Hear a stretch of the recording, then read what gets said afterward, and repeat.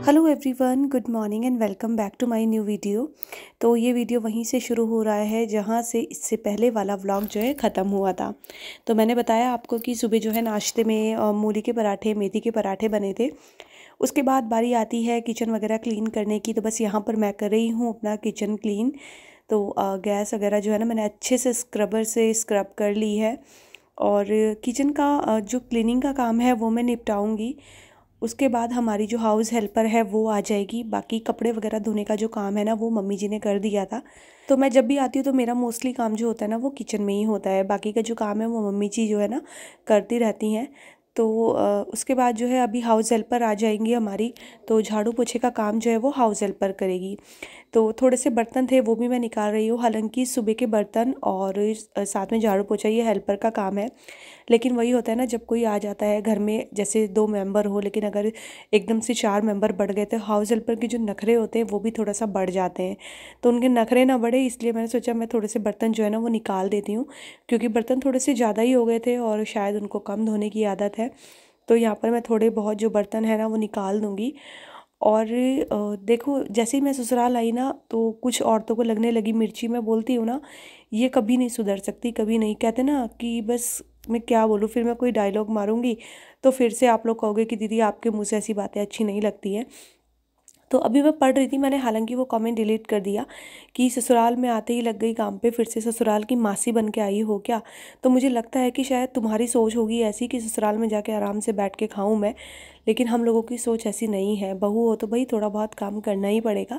और जहाँ तक रही ससुराल की मासी बनने की, तो हमने मासी लगाई हुई है। और भाई जिस हिसाब से तुम मुझे बोल रही हो, उस हिसाब से मैं यकीनन बोल सकती हूँ कि तुमने तो अपने ससुराल का बेड़ा जो है वो गर्क करके रखा होगा। क्योंकि जिसकी सोच दूसरों के लिए मतलब इस टाइप की है, तो सोचो कि वो खुद क्या करती होगी। तो ऐसा नहीं है, हमारे यहाँ हाउस हेल्पर भी लगी है। और बाकी जो हमारे काम होते हैं देखिए, वो तो हमें ही करने हैं ना। और हाउस हेल्पर अपना सिर्फ लिमिटेड काम ही करके जाती है, बाकी की चीज़ें खुद ही करनी पड़ती हैं। आज शेरू का लंच लेट हो गया तो शेरू नाराज हो गया।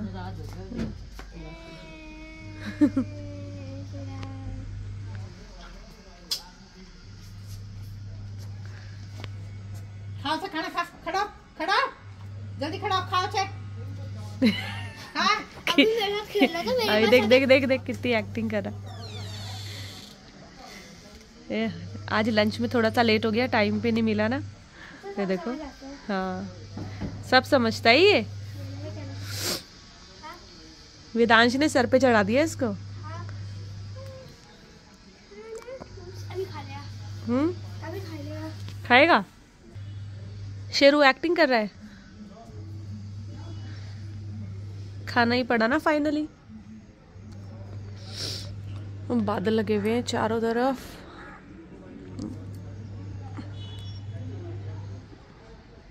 तो खाना वाना खाने के बाद फिर जो है अपना लंच की भी हम लोग तैयारी साथ साथ ही करने लग जाते हैं। क्योंकि यहाँ पर वही है 1:30 से 2 बजे जो है लंच का टाइम रहता है सबका। तो मैं बाहर बैठ गई थी, अपना हरी सब्ज़ी जो है मुझे छांटनी थी। तो अब यहाँ पर आके तो हरी सब्जियों का दौर ही चलता है। क्योंकि आपको पता ही है कि हस्बैंड को हरी सब्जियाँ कितनी पसंद है।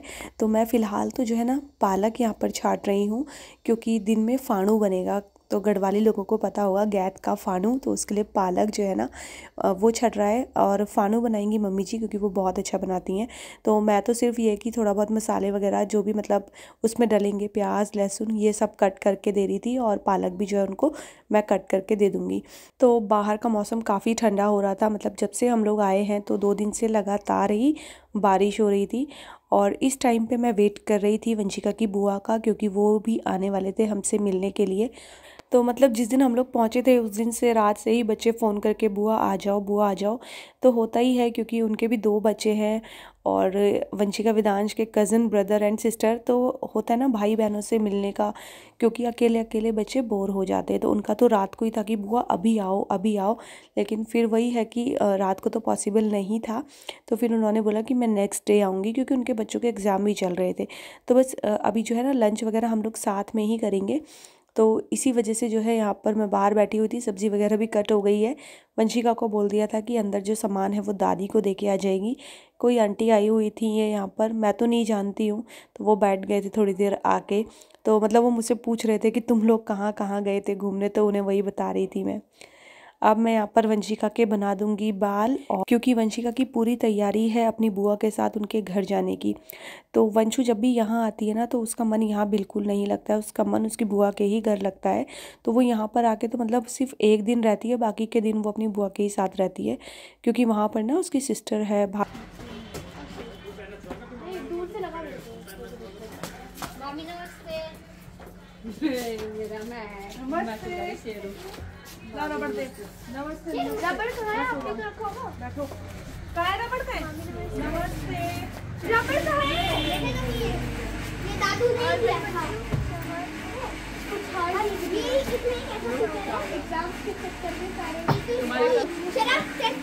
नहीं पानी पीने तो उसकी पूंछ से गिर जाएगा। और इसमें फीचर और भाई कितने एग्जाम रह गए? 2 रह गए।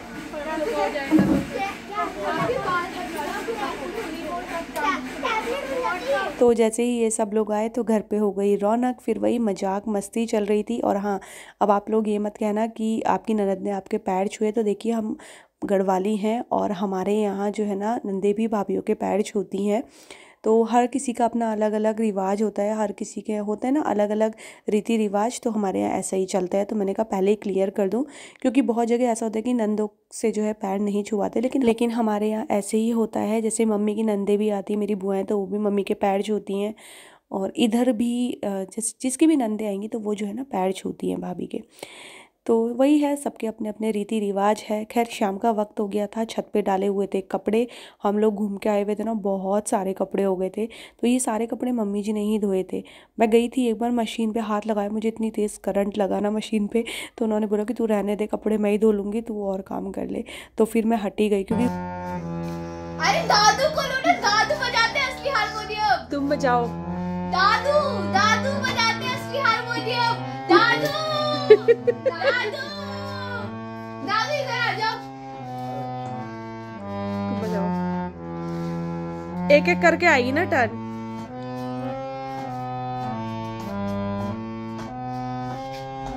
तो कर रहा है, मैं बजा चुकी हूँ इसीलिए बोल रही हूँ। 1 सेकंड का ब्रेक होगा। चल एक काम कर, रुक, तू रुक, तू केवल हाथ से बजा, पंप मैं कर रही हूँ। मंगू को तबला आता है बजाना बस।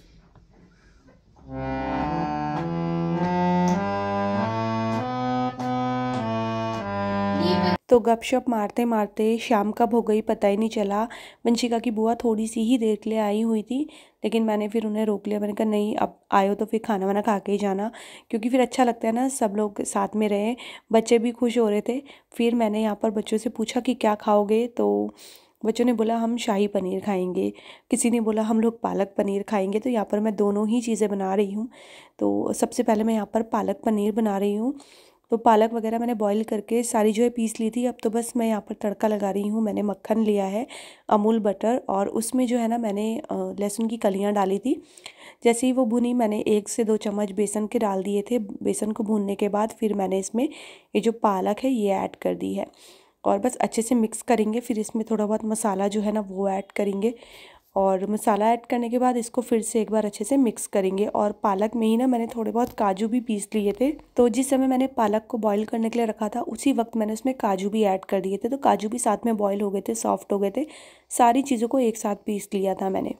और इधर देखिए, एक तरफ जो है शाही पनीर भी बना लिया है। उसकी रेसिपी शेयर नहीं किया मैंने आप लोगों के साथ, क्योंकि ऑलरेडी मैं कई बार जो है शाही पनीर की रेसिपी आप लोगों के साथ शेयर कर चुकी हूँ। तो जिसकी जैसी डिमांड उनके लिए वैसा ही खाना। तो बस दोनों चीज़ें जो है यहाँ पर बन गई है। उसके बाद बारी आती है रोटियां बनाने की। तो बस यहाँ पर जो है रोटियां भी बन गई हैं, बच्चों को बुला लिया है, उनकी प्लेट्स भी लगा ली हैं। और अब बारी आती है बच्चों के खाना खाने की, और इसके साथ ही बच्चों से खाने का रिव्यू लेने की, क्योंकि जब तक बच्चे तारीफ़ नहीं करेंगे तब तक बात कैसे बनेगी, क्योंकि बनाया तो उनकी फरमाइश से ही है खाना। तो बस चारों के चारों बच्चे जो है फटाफट से आके बैठ गए थे। अच्छा, जिन्होंने पालक पनीर की डिमांड करी थी उन्होंने बोला हमें शाही पनीर भी चाहिए थोड़ा थोड़ा सा। तो बस यहाँ पर देखिए, मैं उनको थोड़ा थोड़ा सा शाही पनीर भी दे दूँगी। तो ये है कि बच्चों ने मतलब दोनों ही चीज़ें जो है ना बड़े शौक से खाई हैं, और बाकी आप खुद ही सुन लीजिए। कैसा बना है? पालक पनीर तो मस्त है। और शाही पनीर? अभी चक्का बना रहा है। पालक वाला अच्छा है? शाही वाला तो और भी अच्छा है। शाही वाला तो मस्त हो रहा है, मस्त होटल जैसा लग रहा है मुझे। होटल जैसा लग रहा है। चलो मेरी मेहनत सफल हो गई, अब तुम खाओ आराम से। आ गया पसंद? सारी सब्जी फिनिश होनी चाहिए फिर, ठीक है।